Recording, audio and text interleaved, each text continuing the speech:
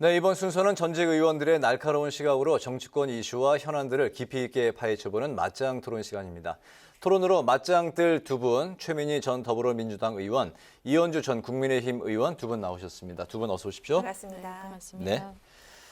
먼저 그 첫 질문은 방송 토론과 관련한 대선 후보 간의 입장 차이를 여쭤보겠습니다. 대선 후보 토론을 두고서 여야 후보 간의 지금 줄다리기가 계속 이어지고 있는 상황인데 참고로 지난 대선에서는 이제 중앙선관위 주관 3회 그리고 방송사 주관으로 3회 총 6회의 이제 방송 토론회가 있었는데 이재명 후보는 적극적으로 언제든 토론을 하자는 입장이고 윤석열 후보는 뭐 중범죄자의 정치 공세다 이런 이유로 지금 거부 입장을 밝히고 있는데요. 양측의 입장 두 분 어떻게 생각하시는지 들어보겠습니다. 최 의원님.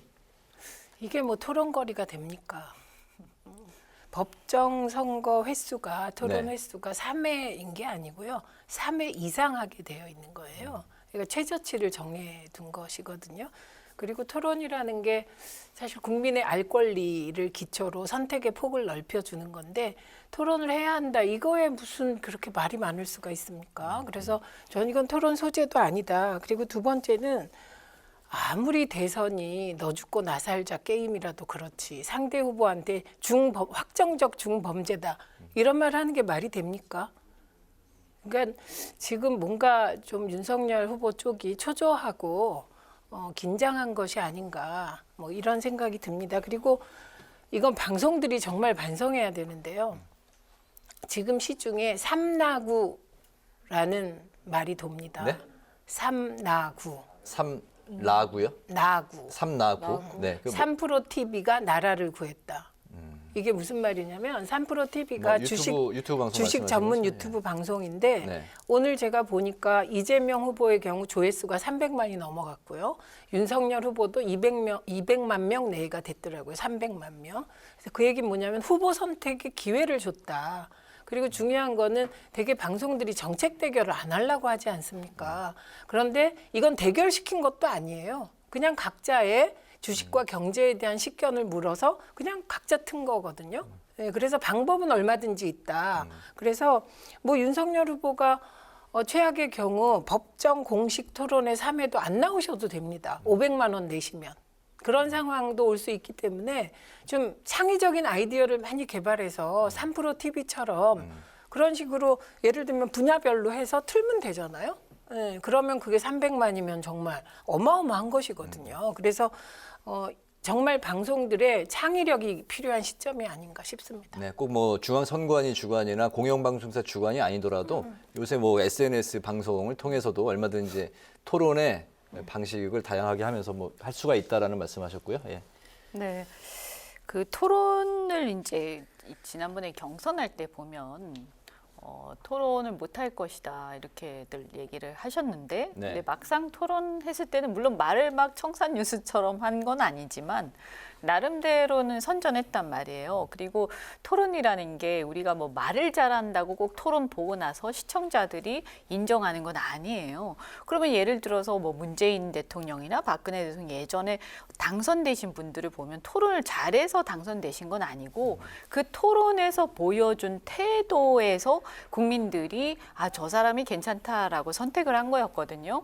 그래서 토론 자체에 대해서 너무 이렇게 거부감이나 좀 부담을 갖기보다는 저는 오히려 토론을 통해서 이렇게 좀 더 좋은 태도를 보여줌으로써 말은 뭐 청산유수처럼 하진 못하더라도 오히려 좋은 어떤 이미지를 통해서 국민들한테 새로운 모습을 보여줄 수 있는 가능성이 있다. 그래서 전 준비를 잘 해서 오히려 토론을 임하는 게 괜찮을 수도 있다라고 생각을 합니다. 네. 그리고 이제 이 토론과 관련해서도 지금 보면 양쪽에서 이렇게 토론과 관련해서 뭐 특수부 검사의 특성이다, 뭐 중범죄자의 물타기다 이렇게 공방이 오가고 네. 있는데 그 국민들이 볼 때는 뭐 그렇게 바람직한 모습은 아닌 것 같고요. 우리 후보 같은 경우, 윤 후보 같은 경우는 지금 네거티브에 굉장히 시달리고 있는데 이 네거티브의 어떤 전국을 돌파하는 하나의 어떤 비결이 토론이 될 수도 있습니다. 토론에 임해버리면 이게 양 후보 간의 정책 대결이 본격화됩니다. 그래서 저는 오히려 생각을 좀 바꾸고 물론 당장은 안 하더라도 조금 서서히 준비를 해서 적극적으로 임하는 게 전략적으로 좀 나을 수도 있지 않을까 이런 생각이 듭니다. 네. 네, 이 가운데 앞서 손을 맞잡았던 이재명 후보와 이낙연 전 대표 오늘 처음으로 발걸음을 함께했습니다.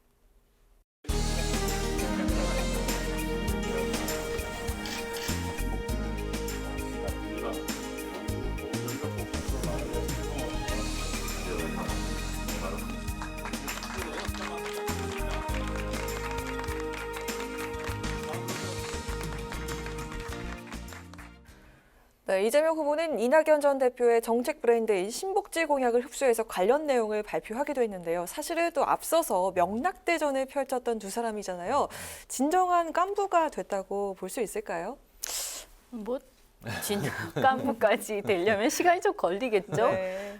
그래도 어쨌든 손 잡고 이렇게 하는 것은 득점 요인이 되죠. 그래서 저희 입장에서는 굉장히 좀 솔직히 말씀드리면 부럽다. 네. 이런 생각이 들고요.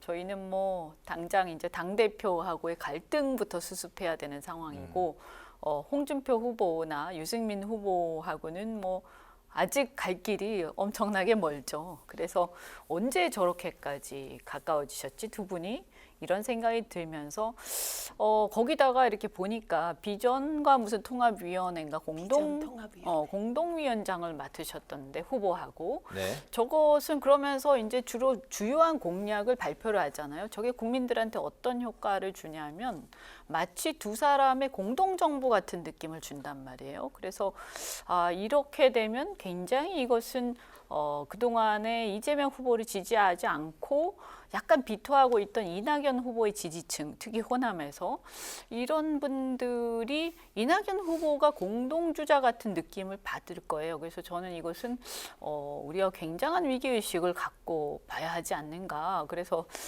빨리 정신 차려야 된다 이런 생각이 듭니다. 네. 그러니까 우선 화학적 결합이 이루어졌냐, 진정한 깐부가 됐냐, 그거 별로 중요하지 않죠. 정치에서는. 그러니까 속으로 진정한 깐부가 됐느냐 아무도 몰라요.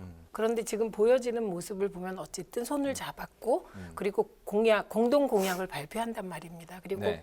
신복지라는 이낙연 전 총리의 공약이라는 게 적극적 복지 개념이거든요. 네. 그러니까 그 적극적 복지를 하겠다는 국민 입장에서 보면 소구력이 굉장히 큰 거죠. 국가가 나를 좀 더 보살펴 준대. 근데 그걸 이재명 후보 혼자 하는 게 아니라 정말 국정 경험도 풍부하고 그리고 여러 가지 뭔가 많이 있어 보이잖아요. 이낙연 전 총리님이 그런 분이 같이 나와서 마치 보증수표처럼 내가 보장할게. 이재명 후보는 이걸 할 거야. 이런 느낌으로 가는 거니까 저는 뭐 내용상으로 두 분이 화학적 결합을 했냐 안 했냐 이건 정치에선 그게 중요하지 않다. 저런 행보를 할 수 있게 된 것을 높이 평가해야 하고 네. 그리고 저는 거듭 말씀드립니다만 물리적 결합까지 하면 정치는 성공하는 거다. 왜냐하면 속마음은 아무도 모르기 때문에. 그리고 지금 중요한 게 그러면 이낙연 후보가 저런 행보를 하시면 이낙연 후보를 지지했던 지지자들이 이재명 후보를 지지하겠냐. 안 하는 사람도 물론 있겠죠. 끝까지. 그럼에도 불구하고 포기하지 않고 노력하는 모습을 보여주는 게 긍정적인 거고 이낙연 후보가 지금 그 민주당이 대권 후보를 뽑은 지 석 달 동안 지지자들을 위로하면서 다녔어요. 네. 그리고 그 모습을 비난하는 정치인들도 있었습니다. 그런데 오늘의 저 결과가 온 것은 이재명 후보가 저건 충분히 이해할 수 있는 행동이다. 제가 늘 지지자와 정치인의 관계는 지독한 연애와 같아서 그 내가 지지하는 정치인의 아픔은 지지자가 더 크게 앓는 게 요즘 팬클럽, 정치인 팬클럽이다 네. 이런 네. 말씀을 드리는데 그 독한 연애의 상처를 어루만질 시간 동안 석 달 동안 얼마나 언론도 그렇고 원팀 언제 되냐 이러면서 비난했습니까? 근데 이재명 후보가 통이 크게 시간을 달라 이렇게 했던 것이 유효한 거니까 네. 그런 면에서도 평가를 받겠죠. 알겠습니다. 다음 질문 드리겠습니다. 야당에서는 이제 그 윤석열 대선 후보와 또 이준석 당 대표 간의 이 상황은 이제 뭐라고 좀 표현을 해야 될지 저도 좀 그런데요.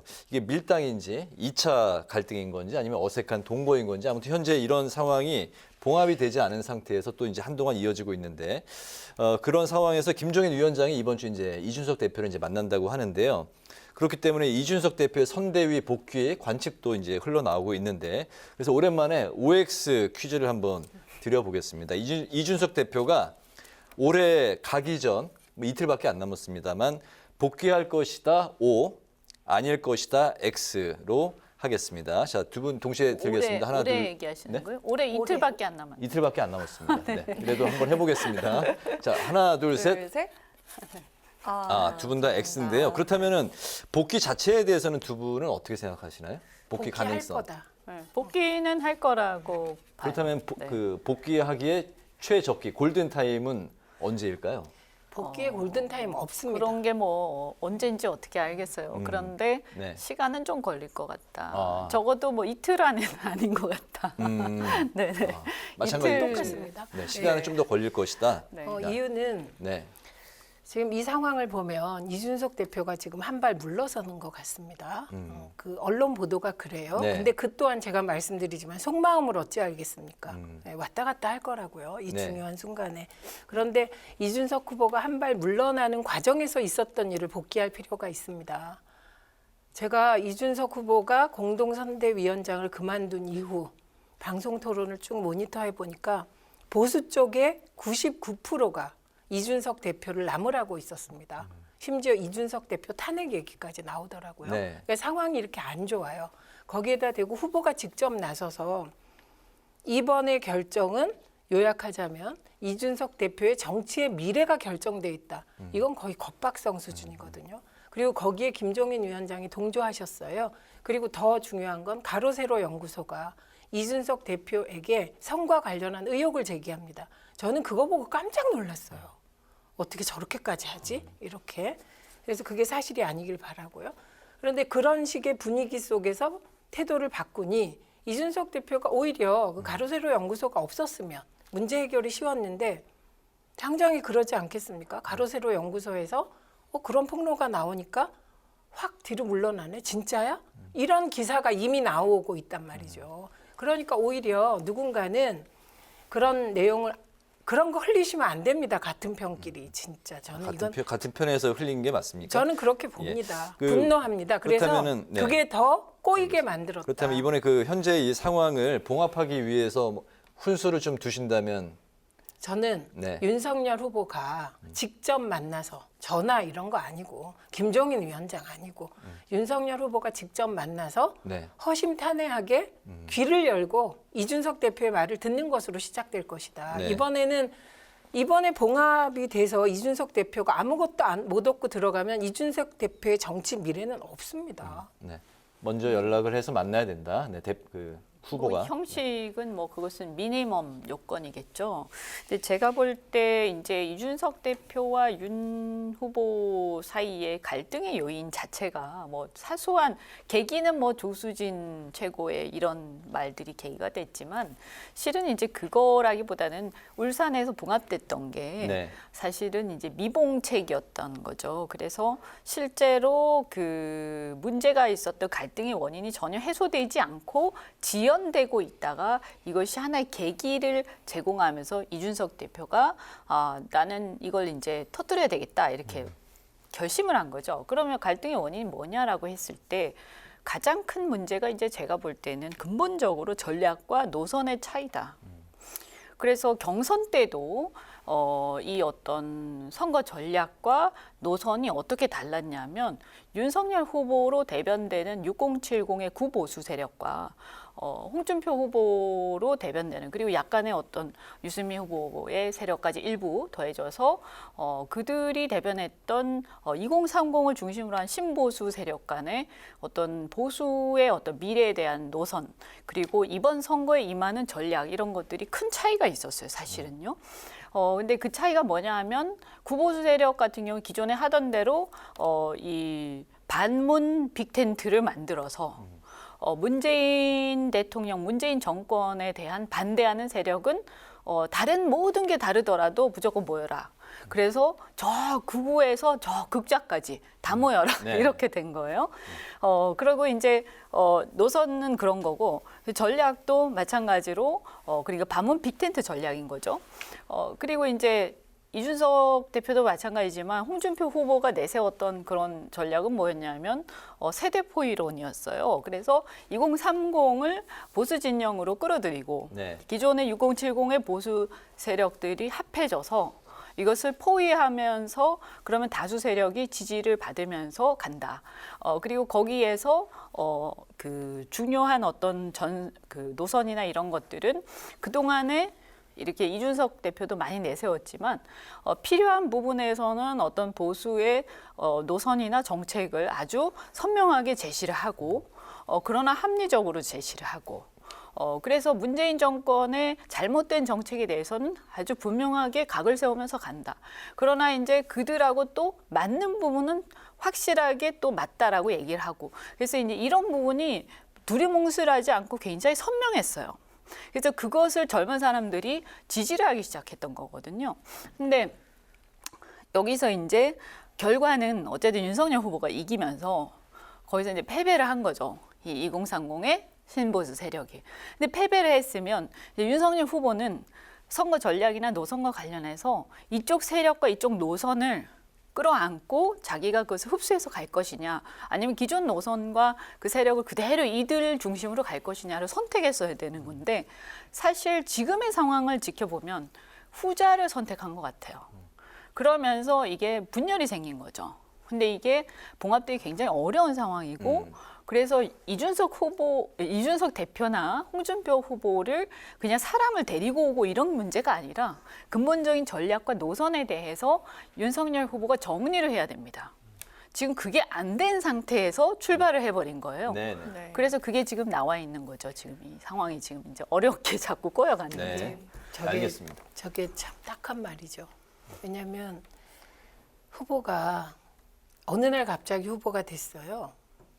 임기 중에 검찰총장이 그만두고 야당으로 갑니다.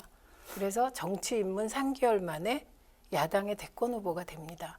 그런데 어떻게 노선을 정립하겠습니까? 그러니까 굉장히 딱한 말씀을 그러나 근본적인 말씀을 하는 거죠. 그러니까 지금 국민의힘은 위기에 봉착해 있는 거예요. 이미 윤석열 후보가 후보로 뽑히는 순간 위기인 거죠. 그게 왜냐하면 거기 기라성 같이 좋은 후보들이 많이 있었어요. 객관적으로 삼자가 보기엔. 유승민 후보도 아주 좋은 후보고 민주당 쪽에서 다들 뒤에서 취재해보면 가장 두려워하는 후보 중에 하나가 유승민 후보였어요. 그리고 그다음에 홍준표 후보가 되면 이건 이기기 힘들겠다. 이런 분위기였는데 민주당 입장에선 그나마 가장 덜 힘든 후보를 뽑는 이 상황이 사실은 국민의힘 정당의 현 주소가 무엇이냐 이걸 고민하게 만든 근본적인 문제고 네. 지금은 네. 거의 박근혜가 탄핵됐던 그 상황과 다를 바가 없는 네. 그 상황이 되어버린 것이라 위기 상황이다. 네, 그래서 계속해서 네. 네거티브만 하고 네, 있는 겁니다. 갈등 봉합이 쉽지 않은 상황이다. 그러니까 이제 예. 말씀 다시 좀 더 보완 말씀을 드리자면 어쨌든 탄핵 이후에 굉장히 오랫동안 노력을 해서 신보수 세력을 규합을 하고 희망을 좀 보여서 사실 지난 보궐선거의 승리까지 이제 끌고 왔는데 이 전략과 노선을 순식간에 폐기를 한 가장 대표적인 상징적 사건이 뭐냐면 신지혜의 영입입니다. 그래서 뭐냐 하면 공정을 필두로 한 2030에 대한 지지 여기에서 이게 무너진 이유가 몇 가지가 있는데 그중에 대표적인 게 이제 윤석열 후보의 이제 가족 리스크 문제로 인해서 내로남불이라는 이제 얘기를 좀 듣게 되는 그 측면 하나. 그건 이제 사과를 했지만 약간 뭐 아쉽지만 어쨌거나 사과를 했죠. 그런데 이제 두 번째가 뭐냐 하면 남녀 갈등이 젊은 세대한테 굉장히 강하고 또 특히 이제 남녀 갈등의 이 원인 중에 하나가 어떤 불공정한 남성들의 어떤 이대남들의 역차별에 대한 불만들이 쌓여 있었는데 그런 부분들에 대한 어떤 공감대가 형성되기 전에 신지혜라는 굉장히 강성 페미니스트를 굉장히 중요하게 영입을 하면서 이게 쌓인 거죠. 이제 쌓인 게 이제 터지게 된 건데요. 근데 이제 뭐 딱하다고 말씀을 하시는데 이 문제는 사실은 우리 보수 진영이 그러니까 탄핵 이후에 지금 봉착하고 있는 어떤 탄핵 이후에 지금 이 세력이 보수 진영이 이제 혁신되는 과정에 있다가 지금 위기에 이제 봉착을 하고 있는 이거는 사실은 대선하고 관계없이도 이런 상황은 올 수도 있었던 거예요. 근데 이제 여기서 윤석열 후보가 정치를 잘 모르더라도 차라리 그냥 홍준표 후보나 이준석 대표를 전적으로 신뢰하면서 같이 손을 잡고 전략을 같이 나누면서 난 잘 모르니까 이러면서 그냥 다 맡기고 내가 대통령 후보로서 나는 시키는 대로 하겠다라든가 이제 이렇게 갔으면 좀 더 쉬웠을 텐데 네. 네. 이제 이게 잘 안 된 거죠 어떻게 네, 보면. 네, 알겠습니다. 앞으로 네. 이제 어떻게 하는지 또 네, 지켜봐야 네. 되겠죠. 네. 네, 국민의힘 내용을 봉합하기가 쉽지 네. 않아 보입니다. 국민의힘이 내일 공수처 앞에서 의총을 연다고 하는데요. 공수처가 국민의힘 정치인 그리고 언론인 등을 무더기 통신 조회한 것에 대해서 공수처 해체를 촉구한다는 건데요. 이번 통신자료 조회, 카카오톡 통신 영장 집행 때문에 불거진 것으로 드러났습니다. 어떻게 진단하시는지 먼저 이현주 전 의원님. 아, 이거는 뭐 상당히 정말 충격적이죠. 공수처가 뭐 한다고 이렇게 통신 자료를 이렇게 일괄해서 무더기로 이렇게 조회를 하는지 뭐 어떤 사건이라든가 어떤 단서가 있어서 그것만 하는 게 아니라 무더기로 이렇게 조회하는 게 이게 적법한 절차인지도 좀 의문스럽고요. 안 그래도 지금 공수처가 여러 가지 의심을 많이 받고 있는 상황에서 저는 굉장히 부적절한 행위를 했다. 네. 이제 심각하다. 이거는 철저하게 진상 규명을 해야 되고 책임을 져야 된다. 거기다가 지금 현재 공수처는 이러한 어떤 의혹 문제도 있지만 또 이제 능력에 대해서도 사람들이 많이 불신을 하고 있는데 뭐 능력은 어쨌든 간에 뭐 처음 출발을 했으니까 그렇다 치더라도 처음 출발하고 검찰 개혁을 내세우면서 출범한 단체 치고는 너무나 이렇게 경솔하다, 친중하지 못했다, 좀 안타깝다는 생각이 네. 듭니다. 네. 네, 네. 윤석열 검찰이 수백만 건의 저런 조회를 했다는 거 아닙니까? 그러니까 지금 제가 국민의힘이 길을 잃었다는 게 네거티브 좋습니다. 선거가 원래 너 죽고 나 살자니까 너 죽이려면 네거티브 하게 되겠죠. 그래서 선거가 네거티브로 갈 수밖에 없는 건 본질인데 할래도 사실을 갖고 해야 되잖아요. 당장이 오늘 저런 행태를 하니까 반론이 제기됐어요. 그때 수백만 건 했잖아. 그런데 왜 이래? 지금 공수처 무지 당황스러울 거예요. 왜냐하면 통신 영장을 집행한 겁니다. 그런데 이걸 가지고 저렇게 나오는 거예요. 그러니까 얼마나 놀라겠습니까? 그리고 이게 무슨 일이지? 그러면 영장도 청구하지 말고 수사하지 말라는 거네 이러고 있을 것 같고요. 그리고 또 하나는 더 충격적인 건 윤석열 후보의 대응인데요. 요지가 대통령이 되면 공수처를 손보겠다는 요지의 얘기를 합니다. 대통령이 공수처를 어떻게 손봅니까? 어떻게 손보실 건데요? 그래서 지금 이 모습이 2012년에 국정원 댓글 가지고 계속 네거티브를 하던 민주당의 모습과 똑같다. 그때 우리가 같은 당에 있었어요, 의원님하고. 우리 광화문에 가서 농성하고 뭐 하고 뭐 계속 그랬던 거 기억나시죠? 그래서 심지어 졌죠, 그래서. 국정원 직원 뭐 어떻게 할 때. 그러니까 네거티브인데 중요한 건 이재명 후보 아들에 대해서 입시 네거티브를 했어요. 그게 소구력이 있을 테니까. 근데 그게 사실과 다르지 않았습니까? 그러니까 이거는 오죽하면 그 종편에서도 사실도 확인 안 하고 국민의힘은 이렇게 네거티브 하냐 이런 게 나올 정도예요. 그러니까 이 흐름을 끊는 게 중요하다. 끊으려면 용기가 필요하다. 그래서 누가 이 용기를 낼 것인가? 이게 지금 국민의힘의 당면 과제라고 생각합니다. 알겠습니다.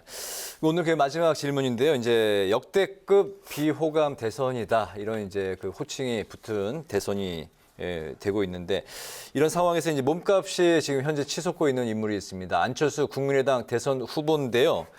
현재 그 지지율이 상승세를 타고 있습니다. 아직 10%까지 올라가지는 않았지만 바람을 탔는데 그렇기 때문에 여야 이제 구의 손길을 이제 안철수 이제 후보에게 보내고 있는데 안 후보가 결국 어떤 선택을 할지 완주를 할지 아니면 여당이냐 야당이냐 그 두 분의 의견 들어보겠습니다. 왜 웃으십니까? 길지 않게 들어보겠습니다. 네. 네, 우선 뭐 잘 모르겠어서 웃었습니다. 네. 잘 모르겠어요, 솔직히. 네. 그리고 그러나 이거 하나는 분명합니다. 지금 국민의힘이 긴장해야 되는 상황은 그냥 지지율이 떨어졌다가 아니고 20%대 지지율이 나왔다에 긴장해야 되는 거예요. 만약에 윤석열 후보가 앞으로 계속 20%대 지지율이 나오고 안철수 후보가 10%로 올라가는 순간 국민의힘은 안철수 후보에게 정말 강력한 구애를 하게 될 거다. 그러니까 다음 주 추이 보면 네. 제가 다음 시간에 말씀드릴게요. 알겠습니다. 네. 이거는 뭐 이제 그 여론조사 결과를 보면요. 그 지금 이제 아까 제가 세대포 이론 말씀드렸지 않습니까? 그래서 기존의 보궐선거 때도 그렇고 경선 때 홍준표 후보, 경선 후보를 지지했던 2030들이 지금 분화되면서 흩어지고 있는 현상이에요. 그래서 30대 같은 경우에는 일부가 이재명 후보 지지로 전환이 됐습니다. 이것이 저는 매우 심각한 상황이라고 판단하고 있고요. 20대는 이제 30대보다는 조금 더 약간 국민의힘에 더 우호적인 경향이 있어요. 그 이유는 30대는 직장인들이 많고 그러다 보니까 이제 제가 생각할 때는 40대하고 동조화되는 그 속도가 빠릅니다. 네. 민주당 지지층이죠. 그런데 이제 20대 같은 경우 그렇지는 않기 때문에 나름대로 독자적인 어떤 취향과 어떤 성향을 보이고 있는데 20대는 이제 소수 정당을 또 지지하는 경향도 강하고요. 그러다 보니까 20대는 지금 안철수 지지로 전환되고 있다. 그런데 이것이 이제 계속 시간이 갈수록 이제 커지거나 이게 고착화될 경우에 그럼 안철수 후보는 단일화를 할 것이냐, 국민의힘하고 할 것이냐 이 부분에서 안철수 후보는 지금 이제 안 한다고 얘기를 하고 있는데요. 이게 이제 만약에 이게 그 자기한테 지지를 하는 20대들의 성향과 그들의 어떤 요구사항 이런 것들하고 저는 관계가 있을 것이다. 그래서 만약에 이들이 윤석열 후보가 너무 싫어서 만약에 안철수 후보한테로 지지를 전환을 했다라고 하면 단일화의 효과가 떨어질 가능성이 있습니다. 그래서 이 문제에 대해서 저는 이거 단일화하면 다 해결이 된다. 이렇게 생각하면 이거 굉장히 방심하고 있는 것이고요. 어쨌든 안철수 후보는 지금 어떻게 보면 꽃놀이패라고 할 수가 있죠. 네. 사실 단일화를 만약에 아마 안철수 후보 입장에서는 이길 것 같으면 단일화를 할 거고요. 자기가 몰아줘서 이길 수 있는 상황이 될 것 같으면 하겠죠. 근데 그게 아니라 뭐 애매하다든지 별로 지지층의 성격상 이것이 그대로 통합되지 않을 것 같다라고 하면 아마 본인의 길을 갈 텐데 안철수 후보가 지금까지 간철수다 이러면서 간을 본다. 그래서 여기랑 저기랑 간을 보다가 어디로 붙는다 이런 이미지 때문에 상당히 사람들이 출마를 해도 안철수 후보가 저 사람 끝까지 가겠어? 라는 이제 이런 의문들을 갖고 있어요. 그래서 이제 디스카운트가 되는 거거든요. 그래서 이걸 본인이 알고 있기 때문에 제가 볼 때는 웬만해서는 이번에는 단일화 안 할 가능성이 높다고 봅니다. 완주 가능성을 네. 보시고 그리고 이제 최민희 이번에 자기 의원께서는 정치를 이제 좀 더 상황을 새롭게, 지켜봐야 된다. 새롭게 이제 보여주겠다 이런 생각도 있을 거고 또 하나는 대선이 끝나고 나면 네. 어차피 정계 개편이 어느 쪽이 이기더라도 있을 수밖에 없어요. 그러면 국민의당은 그냥 꽃놀이패가 되는 거죠. 누가 이기더라도. 네, 네, 알겠습니다. 이제 오늘 그 맞짱 토론 마칠 시간이 됐습니다. 지금까지 최민희 전 더불어민주당 의원, 이현주 전 국민의힘 의원 두 분과 함께했습니다. 오늘 두 분 말씀 잘 들었습니다. 네, 잘 들었습니다.